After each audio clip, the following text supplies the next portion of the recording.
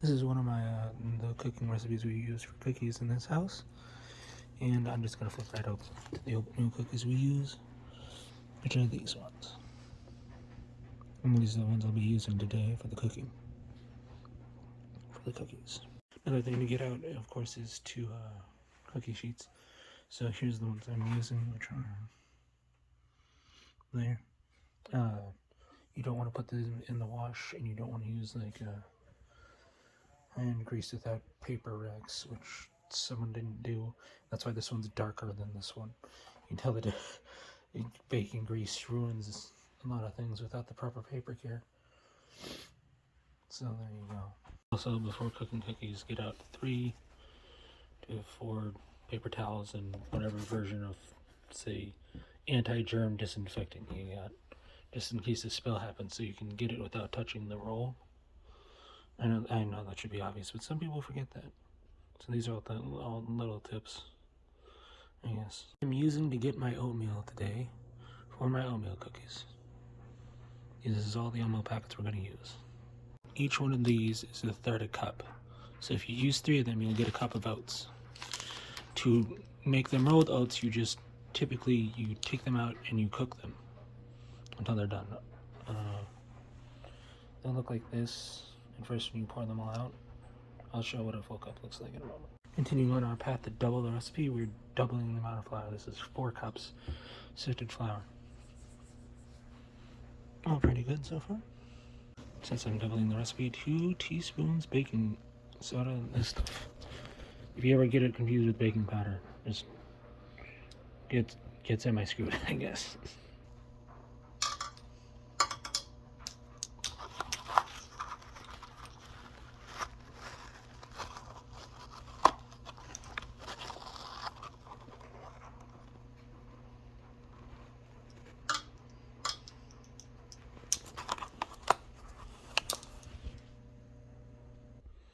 I'm only adding 1 cup of sugar to this, basically, because using those instant Quaker pots, you get like about a spoonful or so of sugar. So doing 6 of those, you get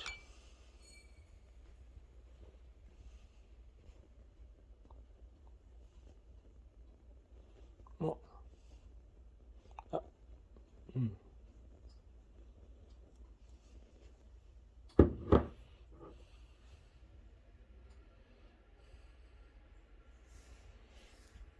I want that to look like that.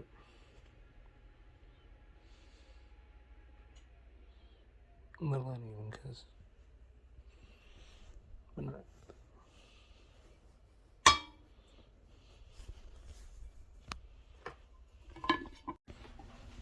This is the rolled oatmeal all cooked up before it goes into the actual batter to then be cooked again as cookies. This way they get extra moist and stay delicious. You'll see. This is a vegetable shortening you can use butter. It just has to stay 1-to-1 on the ratio for the same. So I'm taking 1.5 cups of butter and melting it into this before adding eggs. Oh, that one's gonna be cut too small. Smaller. So you make them this small so that they can more easily melt into the side. These are all frozen, so they have to be melted more easily. Yeah.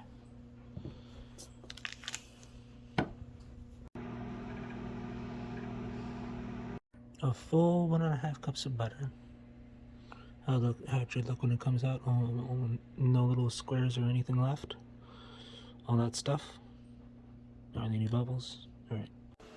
Lastly, the most crappy part, the egg cracking.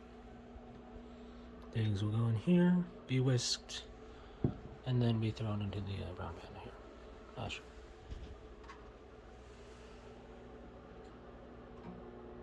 You thought I was going to do that on camera, didn't you? No, because then it gets everywhere. So we'll be right back after this is done.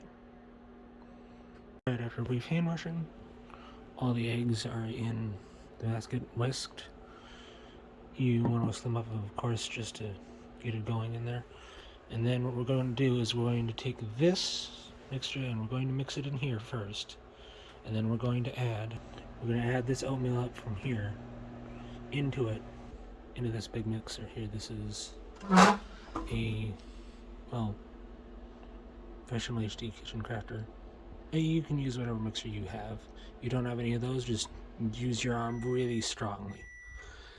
Obviously. In cases of where the batter has some flour left on the bottom, you take a little water. Maybe you don't. You just take a spoon and you mix it. Oh. You don't know.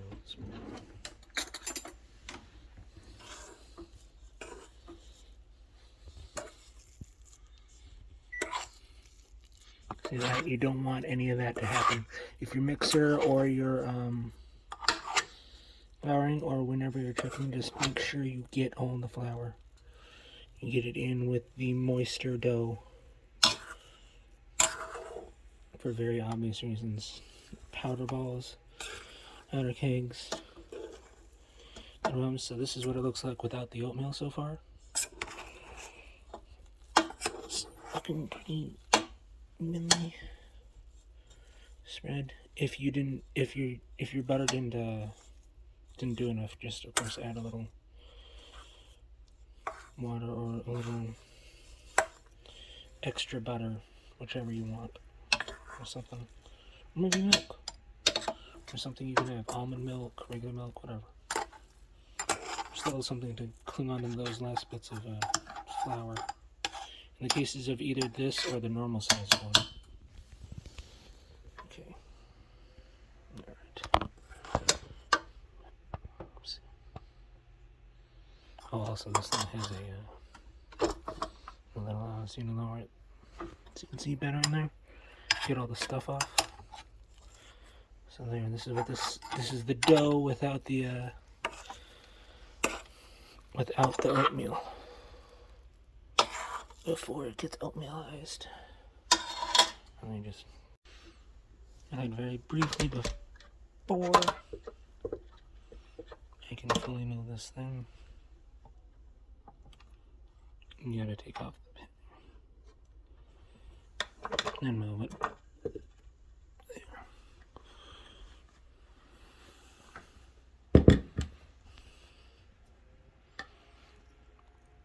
This is how stringy it usually is.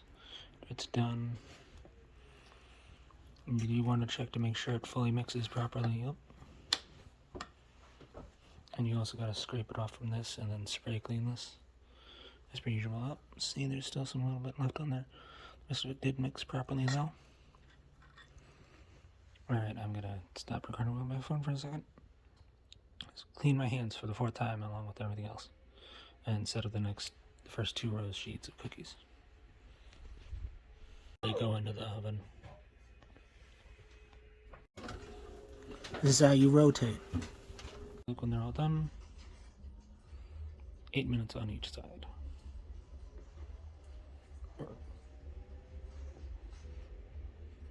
This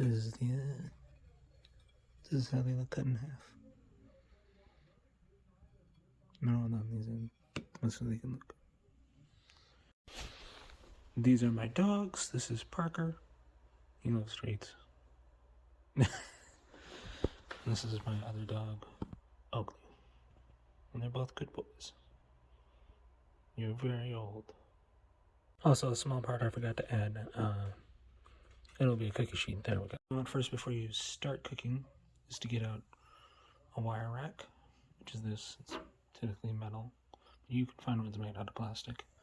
And of course, something to go under it to catch any of the crumbs that fall, as these ones do sometimes. This way the cookies all cool properly, obviously.